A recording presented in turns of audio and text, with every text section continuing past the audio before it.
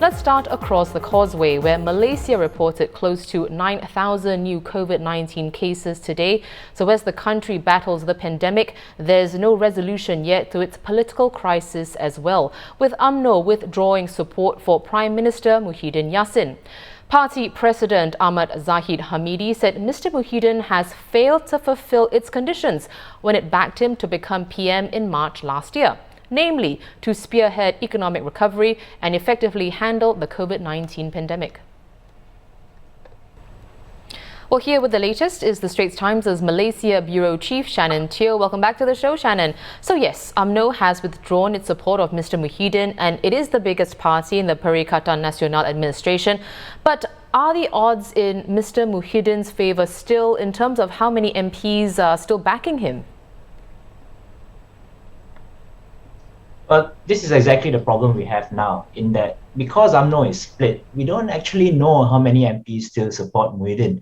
The Attorney General has spelled it out himself, saying that while a component party in government has declared its intentions to pull out, it is up to the MPs themselves to determine who has majority. And hence, and I quote him, there is no clear facts pointing to a loss of majority.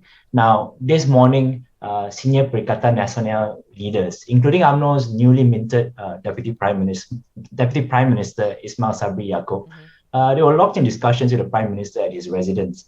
And presumably this is on how to deal with the UMNO Supreme Council decision. Now, it's important to note that not every UMNO MP is in the Supreme Council, which is the top decision-making body in the party. In fact, only 15 out of UMNO's 38 MPs are in the Supreme Council.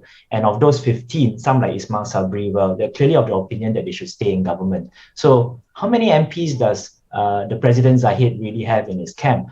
This is not, there's no clear answer. People are estimating. And over the past year, all sorts of analysts and all sorts of reporters have tried to figure out what is this number. And it always ranges somewhere between half a dozen to 15. So, it's somewhere around those range.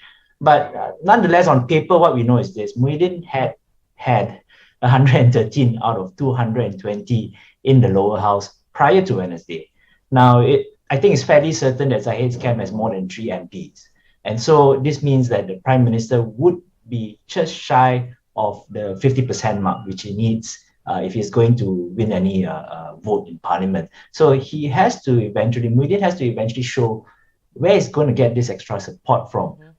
How this is going to happen, well, it could be done in Parliament. It could be out from a declaration. Some MPs could say that they've now supported Muhyiddin. We don't know yet. I mean, we don't know what their plans are. It's still in pretty early stages of what is pretty much a full-blown political crisis. Right. Well, UMNO, they want Mr. Muhyiddin to step down and an interim Prime Minister put in place ahead of the election. Shannon, who could hold the post? Now, UMNO, they've also not named any candidate. They've pointed out what they want, but they've not pointed who they want. So obviously, one of the things they've mentioned in their statement is that they won't back opposition leader Anwar Ibrahim. Now, Anwar has the largest bloc. Pakatan Harapan has 88 MPs. But if Anwar doesn't back Anwar, then it's likely not going to be Anwar. Some other names being bandied about include those from the Zahid's opposing camp itself. They're talking about Ismail Sabri himself, Foreign Minister Hishamuddin Hussein, who has also been recently promoted to senior minister. There are some compromise candidates we can think about, like Tengku Razali. He is UMNO's longest serving MP.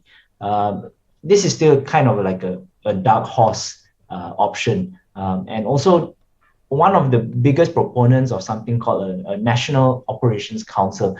The NOC was a body that was in charge during the last emergency in 1969. Now, the biggest proponent of it is the former Premier Mahathir Mohamad himself. So it's kind of a deal for him to take charge of things for the third time in his career. He's due to hold a press conference at about 5:30.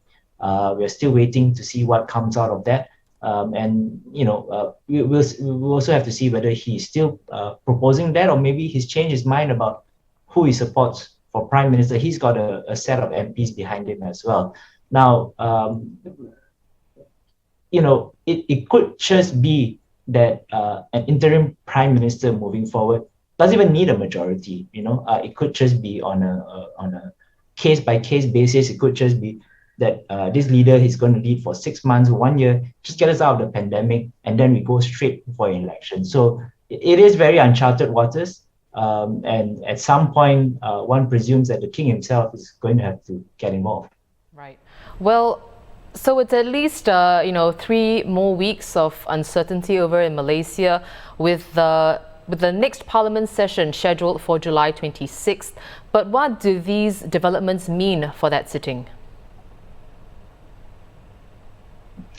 Well, no one so far is talking about changing the dates. So we still have July 26th, the MPs are supposed to come back.